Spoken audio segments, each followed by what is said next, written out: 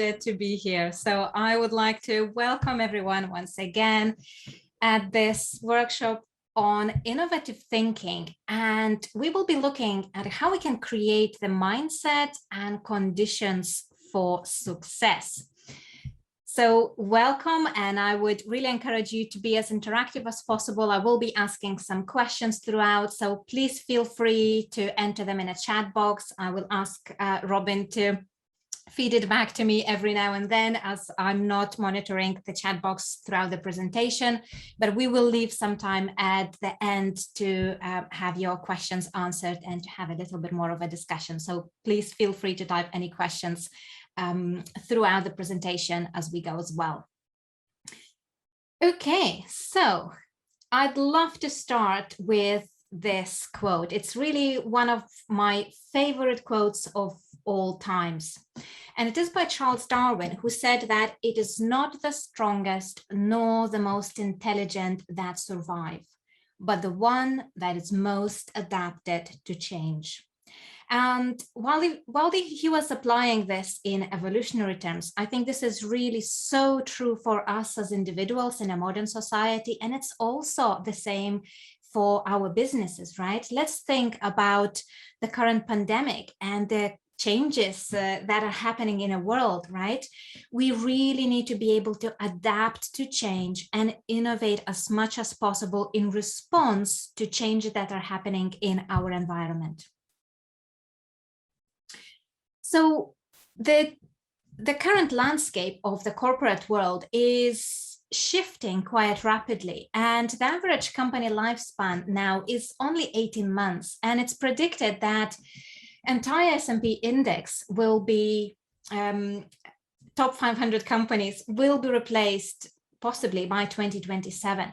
And you can really see already that over the last few decades, all of these large corporate giants who've been there for hundreds of years are now being replaced by those new innovative companies. And obviously, you all know what they are, as they are a very, very big part of our lives now.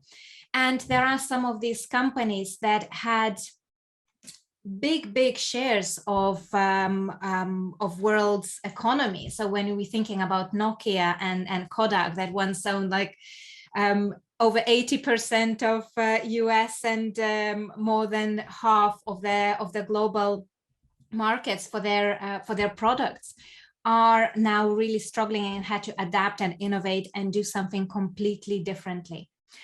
So we know that we have to adapt. We know that we have to do things differently in order to survive as organizations and as brands.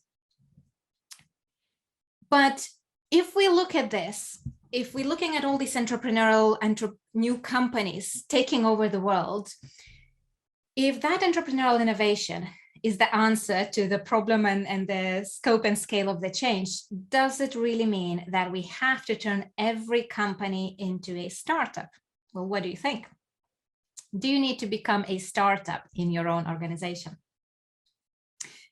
Well, I would say no, because there are a lot of challenges in a startup world. And again, average company lifespan is very short because most companies don't even survive beyond the boundary of 3 years. And even those that do survive, they actually do that with very different services, products, and very different offer to the one that they've started.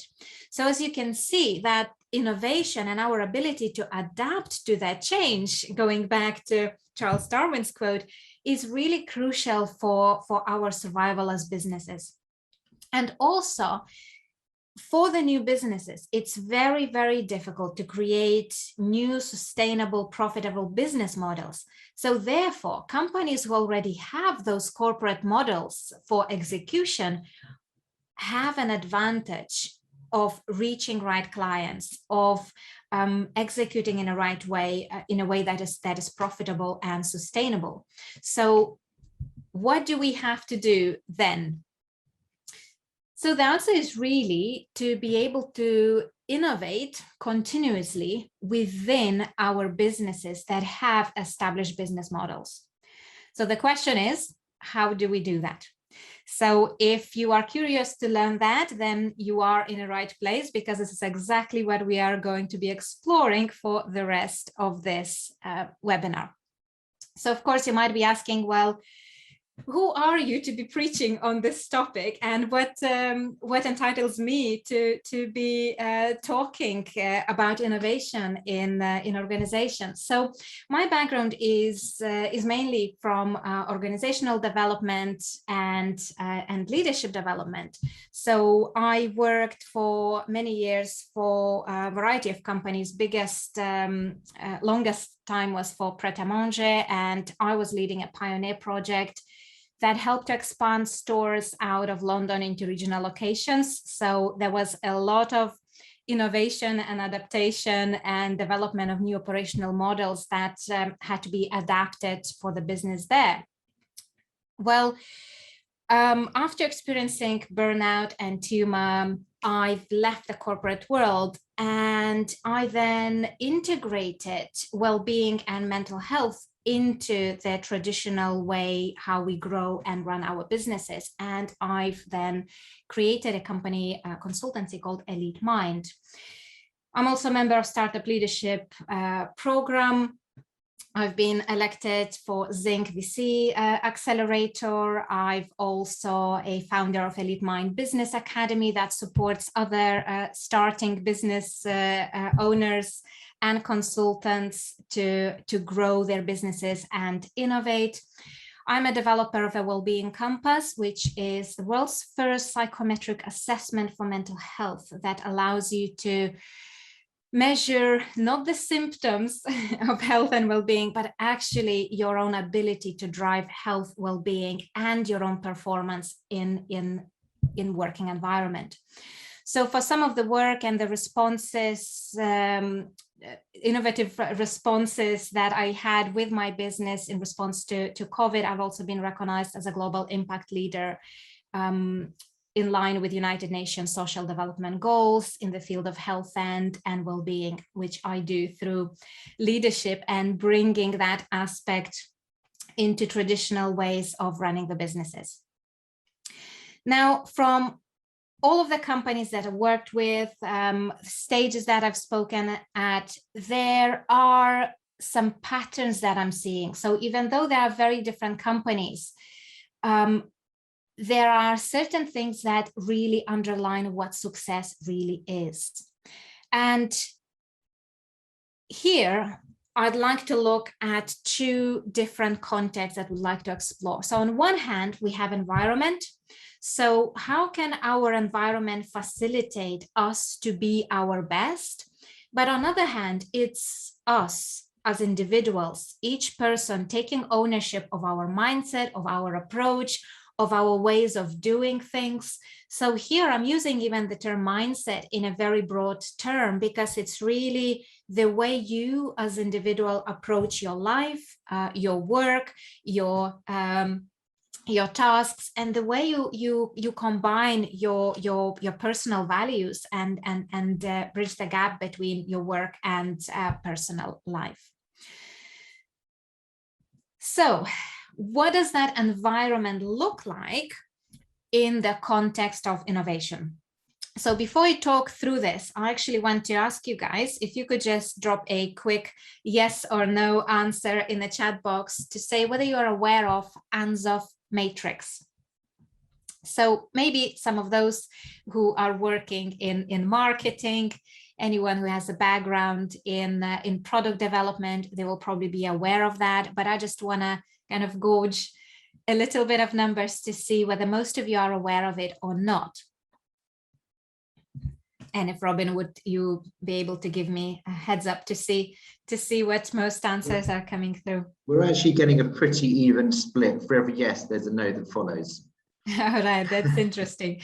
Well, okay, great. So for those of you who are not aware of it, I'm just gonna give you a very brief introduction. And for those of you who are aware of it, you will learn a very different way of applying it in the context of innovation.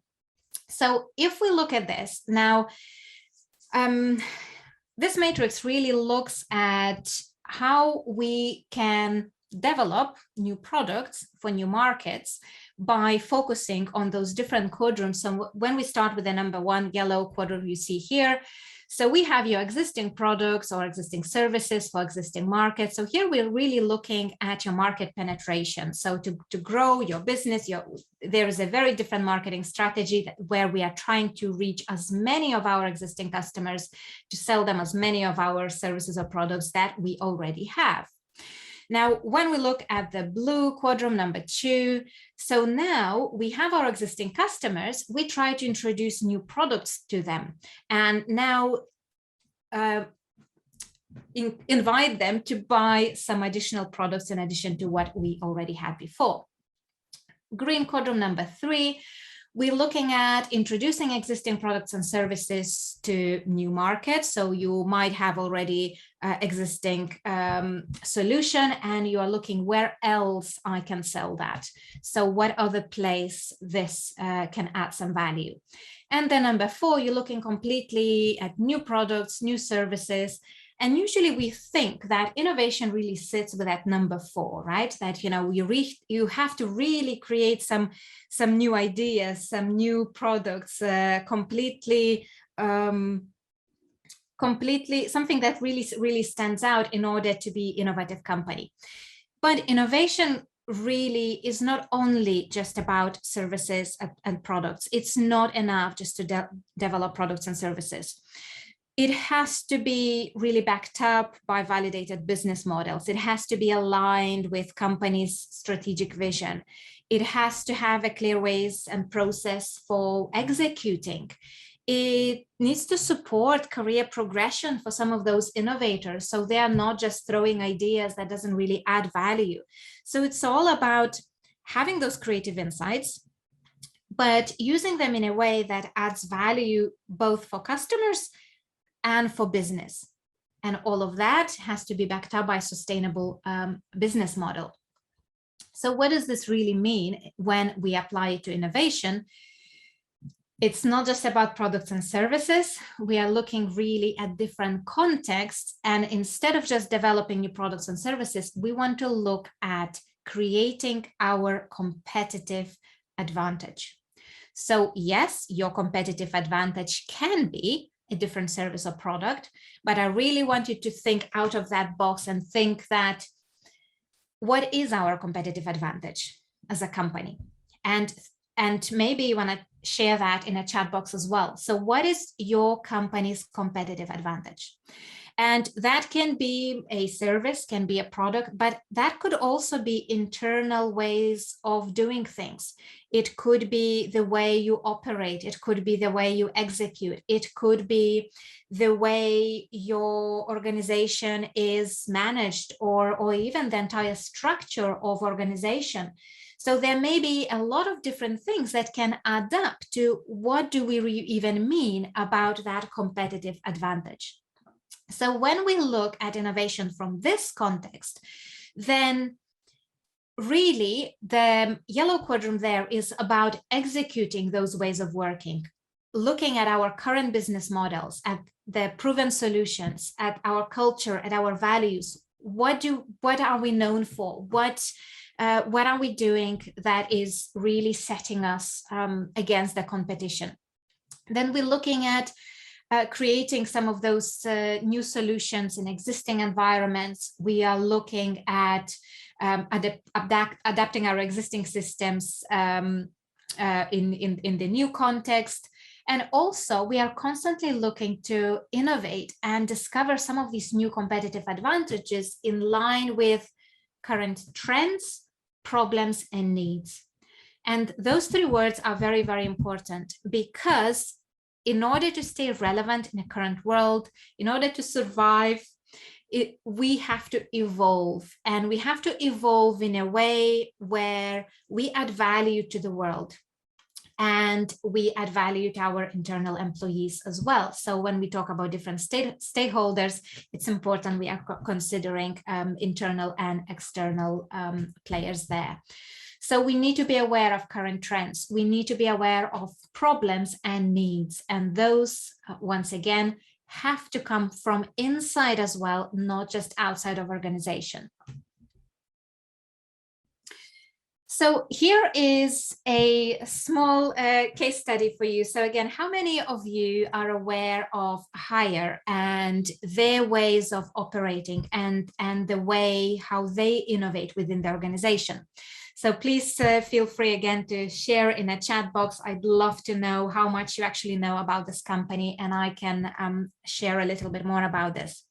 So without going into too much of a story about the entire company, probably one of the biggest and most known examples happened from the story I think it happened more than 10 years ago now, where they kept having complaints from customers for their washing machine that it would stop working.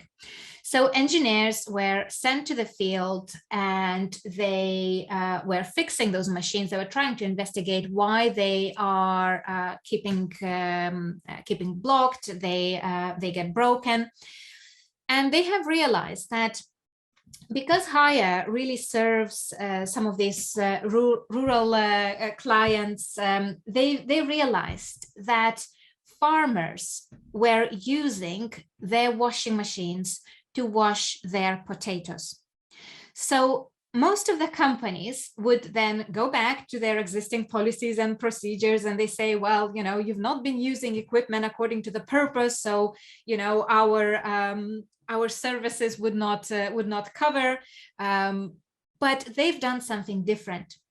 They actually gone back to the company, and instead of telling their clients not to wash potatoes in a washing machine because it's only supposed to be for clothes, they have actually changed the way they design their washing machines so they can be used for both washing clothes and potatoes. So that's just one really famous example here, where they really looked at their clients' needs. They looked at the problems, internal problems that they had, and they brought them to the department that could really innovate and create something new. Since then, they've innovated a lot of other different products. They were the first ones to create, for example, things like rodent-proof fridge. They also then created some other washing machines that can not only wash but also peel potatoes. And it's really they were always looking at those clients who are maybe not being heard, not being seen, and really listened to their problems and brought it back to the company to innovate. So I would definitely recommend for you guys to have a look at the way they structure their organization, because what really facilitates this company to innovate within is their structure, where they've removed most of their middle management, and they're really led by small, independent, self-sustaining units, and each unit is focused on specific problem or specific need. So it's nearly like a small startup within the ecosystem of that corporate environment. And then they outsource some of the other needs, services internally to other departments to create those products and services. They vote to elect their leaders. They get their pay based on the success of their ideas that they've been able to execute within their company. So I definitely would encourage you to have a look in more detail in the way their organization is structured and the way they innovate from inside out. So here we are talking also about behaviors and the mindset. So when we look at those different quadrants of the same model, there are different behaviors that are required to drive different effects within the organization. So when we're looking at your existing business model, your existing services, products, the way we already do things, here, what we need is a good execution, really, really good management, really good ways of delivery and doing what we know that we can do best.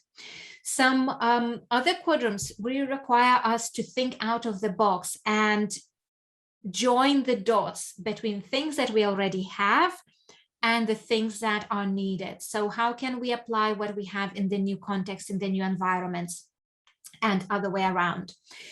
And then the innovation, the purple block, is all about search and research. So what else is out there? What are the pain points? What are the needs? What are the problems? What are the current trends? And what we can do, what else we can do with them. So here, I'd also love to know, where do you think you personally find your own strength? So where are you strongest? Are you strongest at execution and really following the steps, process, procedures to perfection? Are you that creative person that just loves to go out there, collect a lot of ideas, explore, and really search and research? You're interested in having as much information as possible, as much creative ideas generated from inside your own mind, as well as external environment? Or are you the one who's really looking at, already, we have what we have, how can we make it work differently? How can we do things differently? And thinking out of the box to apply things in a different context and different environment. So where are your strengths personally? Where are your preferences? And do they really match where your business is and the role that you are doing in your company? And if you think about your department in your organization as well, and your personal role, where does it sit within some of those roles within the innovation and within this matrix that we are talking about? If anyone would like to share anything, you're always welcome to raise your hand, and Robin will be able to unmute you if there are any interesting insights that you'd like to share. I'd love to hear them. So what are your preferences? What are you best at? And do you feel that you are within your company, you are in the place that best supports your kind of innate strengths? Now, when we reflect on this, so you would ask, okay, so what exactly we need to execute? What are we searching for? What we are adapting? So just once again, I've already briefly touched on this. We can look a little bit deeper into this. So when we are searching, it's very important to search for solutions in response to existing problems, needs, and trends. So they can be internal and external. And even from that example that we used from Haya, for example, they had that internal problem of the machine breaking, and they really dug deeper to understand why, to really connect with those users. So they haven't just brought in the machine in to fix and send back. They actually had in-person conversations with those individuals to really connect with their problems. What are their needs? What are their limitations?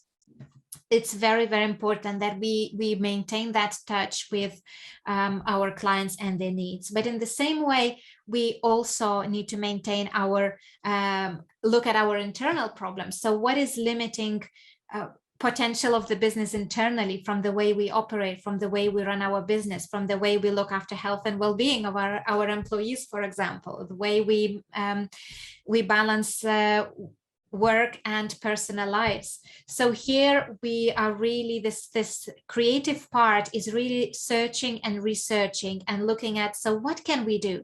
And what else can we do? What else can we do? And looking at those solutions based on those needs. When we're looking at adapting, this is the question, is really how. So how do we adapt those new solutions, new ideas? How can we make those trends relevant to our business? How can we make our business maybe better fit the current world that we are in? So we are looking at the two-way street of adapting. So the question here is how. How can we do it? How can we do it? And execution here is really looking at, so based on what we do, based on what we sell, based on the way we operate, based on our culture, who are we as a company? What defines our values? What defines who we are and what we do and what we are known for? So that's really all our brand identity and reputation that really will be built on what we do best here. So when we're looking at the communication, it's really, really crucial that all those different departments are communicating and feeding it back to each other. So it starts with execution. When you look at, this is who we are and this is what we do and this is what defines us in terms of culture and values. But then we're looking at how can we adapt it, and we having that communication with that search innovation department that constantly looks for new ideas and new innovation. But here what you can see, while there is a lot of communication flow happening different directions, there's a very, very limited direct communication between execution and search. And this is very important because people who are best at executing, they are not the best at sometimes seeing some of the best possibilities and innovation, and other way around. Some of the most creative people are not the ones who can execute things very well, and therefore their communication is limited in order to reduce the conflict and in order not to extinguish some of those ideas before they were even born. Now, so we're looking at the context, we're looking at the big environment and how we can facilitate that ecosystem, how the communication flow, but how exactly do we communicate? How can we look at us as individuals and who are we and how we can grow our mindset? So it's really setting us up for success, that in whatever role we are in, we allow ourselves that element of creativity, innovation, and thinking out of the box. So there are some of the bits of rules for how we think and how we communicate with others. So one of the biggest rules here that I'd encourage to bring into any meeting is to never say no. Because as soon as person contributes their idea, it doesn't matter how silly or ridiculous does that sound. As soon as we say no, it actually puts the mental block on future development of the ideas of other people in the room, and people will not be brave enough to share. So we should always encourage people to share everything, because it doesn't matter how silly the idea is, it will help to generate some other ideas. So you'd always build on existing ideas, even if it's small, even if it's irrelevant, even if it sounds silly. Will we avoid words like no, but, or this won't work? We'll say yes, and it would be even better if, and you can just add your own idea there. So taking no's and buts out of your meetings and really just allowing all the information to flow freely there. Always looking at possibility and not doubt. So the way our mind and brain works, that as soon as we start saying, well, can I do this or not? Our brain constantly searches for safety and familiarity, and we are most likely to talk ourselves out of it, and we'll say, well, no, I cannot do this because X, Y, Z. But if we ask different questions ourselves, if we ask, how can I do this? Now our subconscious has no any other way but to find answers to the right questions. So if we want better innovation, if we want better answers, we need to learn how to ask better questions. So the questions we are asking ourselves, the question we are asking our team, the questions we are asking our colleagues, the way we interact in the meetings, is really looking at the possibility and looking at how can we do this versus can we do this and what can stop us. So always, other thing here as well is looking at options. What else we can do and what else we can do and what else we can do. There are these mental barriers for us that can sometimes stop us from generating new ideas. But once we go beyond that minimum number of 3 or 4 ideas, and if you ask people to come up with 100 ideas, well, guess what? They will, because you ask them to. So the more ideas we have, it's there are more chances there that some of them will be something that's worth building on. So not saying no, not looking at limitations, not doubting what's possible and what's not realistic, and just looking at what else we can do. Yes, and what else, and what else, and what else. Looking at the way we use our resources is also very important, because very often we start building something new and we want to create something, and we already start with our limitations, right? We think about our existing budgets. We think about, our small limited resources and teams and skills. And then we start thinking about what we can do with those limited resources, right? So instead of starting with the limitations, instead of thinking about those barriers, let's look at what do we really need, and then how we can utilize our existing resources to get what we need. So this way, we are entering this generative state where instead of focusing on limitations, we're looking at the ideal case scenario. We're looking at here is our dream first, and then we're looking at how can we get those resources? What are the different ways that we can create those? So this way, it's much more creative way of overcoming some obstacles. So let's avoid starting with obstacles. Let's always start with those big dreams and ideal solutions. Which takes me to the last point, where it says, well, we need to have permission to dream. Now, I want you to go back for a moment to the time when you were a child. I want you to really tap into that internal child of yours who's free to dream, who's free to imagine, right? And do you remember how creative you were? Do you remember what you would say to people when they ask you, well, who are you going to be when you grow up? There were no limits for our imagination, right? We come up with the spaceship engineers and dancers and supermans and all sorts of magical creatures, because there are no limits to our imagination. And then as we go through life, we kind of learn all those boundaries of what's not possible, what's not realistic, what we can't do, what we shouldn't do, how is it gonna look like, what this person gonna say if I do this. So we shrink through our lives.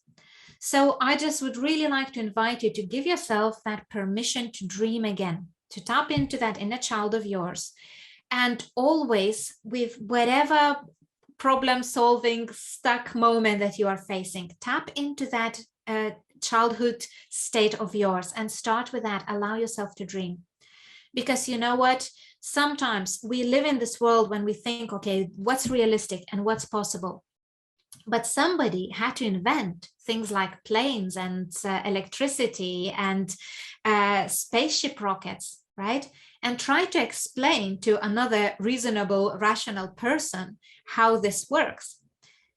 Obviously, unless we allow ourselves to dream and gather the resources to make it into the possibility, we wouldn't have those Teslas driving around, and we wouldn't have planes and a lot of other innovation around us. So allow ourselves to dream first, and then we can look at how we can build resources to translate that into reality. So here is a bit of a summary for you that looks at how exactly we can grow and scale our business through innovation.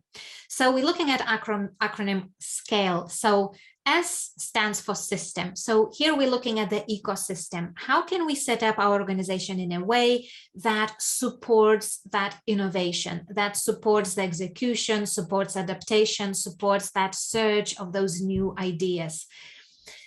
C is for communication, making sure that we communicate the problems, that we are communicating in a right way to build on those shared ideas. There is always so much bigger potential when we are already building on existing comments and ideas, and we can really grow much faster if we have really open and really flexible ways of communicating to build on existing ideas. A is for attitude. So here is that our individual mindset and approach, looking at possibilities, looking at resources, allowing ourselves to dream. So never doubting, can we do this or can we not? Just asking how, and working together, communicating and finding our ways to get there. L is for learning. So those three very important words there: trends, problems, and needs. We want to be constantly learning about those. So what are the latest trends in the world, where the world is going? How can we keep up to date? What are the problems internally and externally? What can we do about them? How can we do that? What are the needs of the people? How the needs are changing of the business, of our clients? What can we do about that again? And E is for experiment and execute. It's all very well dreaming, but unless we know how to execute and how we can apply, and having that courage to test in our reality within the safety of our existing business systems, we will never know how successful we can be in that new innovation. So scale, S for system, C for communication, A for attitude, L for learning, and E, experimentation and execution. So here, another very important point as well is we should not be waiting for the moment of crisis or some sort of desperation to start innovating. Those who waited for coronavirus to arrive before they started innovating, those companies just withered away over the last year. We really need to be able to think ahead and create those competitive advantages that are attractive, that are irresistible already, that sets us apart. And therefore, that will make us resistant and resilient in face of those crisis, changes, and challenges in a modern world. So I'd love to hear your thoughts on this, on any learnings. I'd love to know, what is your biggest takeaway? What will you do differently now? So you are welcome to either raise your hand and Robin can unmute you, and you're welcome to share, or you're also welcome just to type your questions in the chat box, and we can reflect on those. So what is your biggest takeaway out of this? What is the most important thing that you are taking? What will this allow you to do differently now? And I know that this is a very, very big topic, and there is no way we can cover all of that. So I'm more than happy to answer any questions, any comments. You're welcome to connect with me on LinkedIn for some more content. If you would like any specific support, any more information, please send me a message or DM me on LinkedIn, email me, and I'm more than happy to provide you more resources, answer any of your questions. I'm also more than happy to extend an offer to offer you an assessment for organizational well-being questionnaire and survey. So when we're looking at that ecosystem of the business, how good are we at enabling each individual to be their best? So please feel free to connect with me, and I will then pass it on to Robin to take care of any other questions, and we can have a bit more of a discussion and reflect on your learnings and your takeaways out of the session. Great. Well, thank you ever so much for that session. You provided lots of tips. I know you said that you just touched upon the surface, but hopefully there's enough stuff in there just to help people start thinking about that new way of thinking and shifting that mindset. So as Evelina mentioned, as I said earlier, we do have time for Q&A now. So we've got about 15-20 minutes. If you do have any questions, please pop them into the Q&A box and we'll get through as many as possible. You're also welcome to speak live to Evelina and the rest of the group just by raising your virtual hand, and then I can unmute you. So you feel free to send those questions through. Just following on from whilst those are coming in, just following on from takeaways that you asked of people beforehand, we do have a few of those that have come through. We have mindset for success, never say no, changing language to how something can work and be executed, not look at resources first, but think what is possible and then consider resources later. Challenge ourselves and not be afraid to think innovatively. So we are getting, so those few people who have commented in the chat boxes, they've got some takeaways, and I'm sure the others on the call That's have great. Wonderful. I see there's definitely quite few reflections on our mindset, right? And how we carry ourselves in that environment. So it's really, really great to see that you're reflecting on what I can do about this. What can I do to bring that innovation? How can I think differently about this? And then how can we then fit ourselves into that context in our existing environment? So how can we set up our systems in a way that supports that innovative thinking? Someone's just said, someone said not to be afraid to think innovatively and share ideas with others. Great. Here's a question that's just come through to you, actually. How many of your ideas never see the light of day, are ultimately unworkable, even though they seem like good ideas at the time? I would probably say 9 out of 10. And here is for me, what was a big eye opener is when I started my startup, and really when you go through the stages of startup development, from ideas to then backing it up with business models, you realize that first of all, how difficult it is to come up with original ideas, because we all come up with ideas, and then once you start researching, actually you will know that somebody else is already doing it. Somebody else is doing something very similar in a similar way. Then if you do come up with original idea, then you realize how difficult it is to then put it in practice.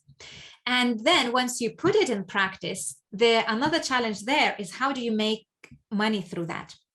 So there, once I was presenting my pitch to investors, and there was these few questions that they've been asked that I think, really summarizes that if we answer those questions, we are on to something. So they say, why you are doing this. So having this bigger purpose of why we are doing this in line with those needs, trends, problems. Why are you doing this? So understanding how you as a person fit into that context, why your skills and your abilities, your attitude is the right to execute on this. Why are you doing this now? So looking at the urgency of the market, of the situation, why is now the right time to build on this? And how all of this will make money for you. So this is kind of like a filtering stage. And as you can imagine, that if you cannot justify one of those, that idea will die out somewhere. So obviously for me personally as well, I had to innovate a lot of ways of working for my own business, and a lot of different products and apps and services. That really was just kind of testing and learning. But I'd always say to my team that we should never feel like we are wasting our time and effort. Even if because with every unsuccessful innovation, we have successfully learned what doesn't work. So don't be afraid to do mistakes. Don't be afraid to go out there and try, because it's only by trying it, by applying, you will really learn what does not work and what not to do, which means that with that smallest fault, you're getting closer to what you really need. Great. We do have some more comments, questions. Do you have a scoring system for choosing which innovation projects, the one to put the focus and the resource behind first? How do you choose which scoring system? Well, it's very difficult to do that, I would say. The scoring ways, I'm probably, from the consultant's point of view, I'm looking at scoring the organization and the health of the culture and the health of the ways of working that supports that innovation. But scoring that innovation itself is very difficult because you can only score things that already exist, right? Because you're building your existing criteria. Innovation in itself is already something completely new. So therefore, you cannot measure it with existing measures. So the only way to test your innovation is really through user research. So when you are looking at putting your service offer in the front of your potential buyer and getting the feedback, only then you really learn the reality of it. Until then, there's a lot of assumptions, a lot of measures, a lot of tests that can be done to validate some of our ideas. But the reality of it can only be validated truly by putting it in the front of your existing client. So a lot of user research and validation has to take place before we really launch it. Do you have triggers or something that sets off your innovative thinking? Do you have any tips to help begin or get into that mindset? Yeah, absolutely. I love this question. I think this is really great, because when you think about this, what environment we need for us to be in that creative mindset, we need to feel, first of all, that we are safe. So our safety is interpreted through the familiarity of our environment. So for me, for example, the way I set up my office, I do it very purposely when I know that if I am doing focused work, I will be sitting here in the front of this desk. If I'm resting, I will be sitting on my relaxed chair with a cup of coffee. If I need creative ideas, I will be sitting in my garden, for example. So being able to create your environment in a way that where you know when and where you feel the most creative, and using it purposely and never mixing it. So if you want to drive your productivity as well, for example, you don't want to work from the same place where you're eating your dinner when you're resting. You don't work from the same place where you're watching your TV at the end of the day, especially now that we're working from home. Setting those boundaries for specific tasks can become a trigger. So if let's say I design a specific place where I feel the most creative, when I set it up with my visual prompts, visual ideas, anything that inspires you, bring it to that place. Surround yourself with those visual triggers. It's very powerful. And anytime you feel creative, go to that place. And other way around, then with that time, you kind of anchor that creativity to that seat or that specific environment. So your mind subconsciously learns that this is your innovative, creative space, physical space. Therefore, by needing to be in that creative space, by entering that specific seat or location, you're already triggering your mind to open up and be in more of that space. Also, tuning into your body and knowing what time of the day you are in a specific mode. Our working environment, kind of 9 to 5 traditional ways of working, doesn't always facilitate that. But hopefully with the changes that are happening now, we are more and more opening up to possibility of working on our own terms, our own place, our own ways of working. So really listen to your body. When do you feel the most productive?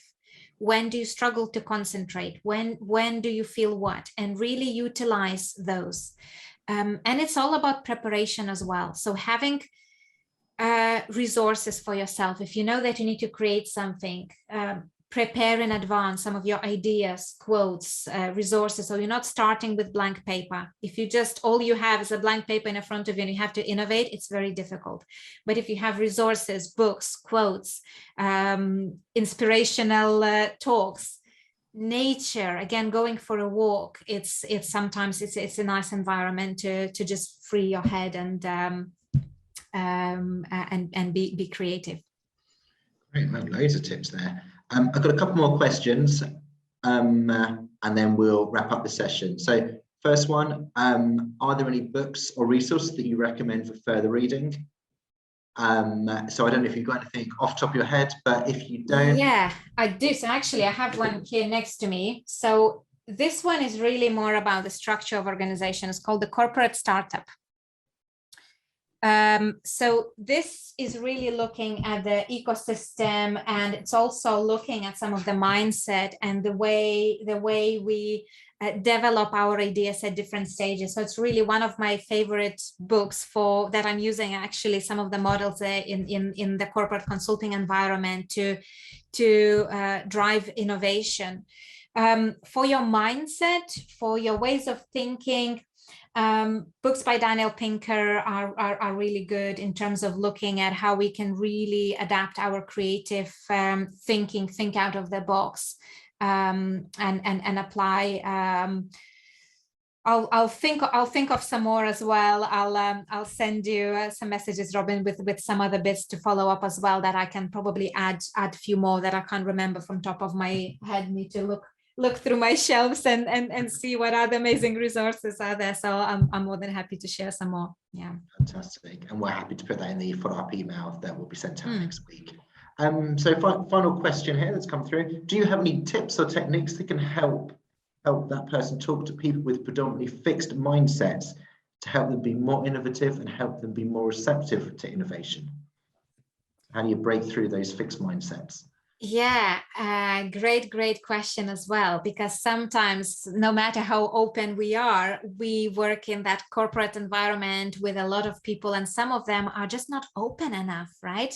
So to facilitate that growth mindset is really about the questions we're asking them. And sometimes one of the best ways of communicating is really having the so-called coaching approach. So again, the quality of the answers we get depends on the questions we ask. So when we get some of those people who are really stuck, who really don't have that growth mindset, we actually want to coach them. And some of the ways of coaching them in the right way is you can very simply use a GROW coaching model. So I don't know if you've heard of that, but I can very, very briefly talk you through, because it's a way we question our colleagues, the way you can coach upwards, the way we get unstuck can be really, really useful. So G is for goal. So really saying, so what do you really want? And what is very important here, that very often, even let's say as I work as a coach, consultant, therapist, very often people don't come to you with what they really want. They come with a problem. You ask them what you want, and they will tell you what they don't want. They'll say, I want to stop smoking. I don't want to be overweight. I don't want to be addicted to XYZ. And when you ask them, so what do you really want? Sometimes there is a blank screen because they don't really know what you want. But the way our mind works, that you need to know the direction where you're going for your subconscious to facilitate that process. So really asking those questions. So, okay, you're telling me what you don't want and what will stop you. But if we just imagine that everything is possible, if you had a magic wand, what would you want? What that ideal scenario would look like? So really, again, giving that permission to dream and set the positive goal, that positive, what do we really want? Then we looking at R. So grow, the second letter R is reality. So what have you done about this so far? What worked, what didn't work? What stops you from getting there? So you're really exploring the reality of what they have done about this. And here it's really about listening and being there for that person, really allowing them to get things off their chest, and sometimes just be there for them and understand. O is for options. So what can we do about this? So here we're shifting into that, what else? But what can we do about this? How can we do this? So never asking if can we do this or not at all. It's really looking at those options and possibilities. And so once we find that option, so which option would be better? Why? What other impacts it will have? And W is then way forward. So what's your first step? Who's going to help you? When will you do this? why are you doing this, and why it's so important to do it now. So Grow coaching model, if you look at it, it has a lot of resources, and I'm more than happy to send you some other resources that I'm using from my coaching for leaders approach to facilitate those. It's really the questions we are asking those people that we can really open their mindsets and think about their possibilities. So Grow coaching model is one of the good ways. Little tip there, Grow, even though letters are arranged in that order, in real world, you would actually start with R first, because person will come with you with their obstacles, with moans, with whatever. So you would listen to them first, just really allow them to open up and just explore that reality first. And only then you can shift to the goal and say, so what would you like instead? How would it look like if you could just swipe that and, you know, you would create a different world? What would you really want? And from there, you look at options and way forward. So I hope that helps.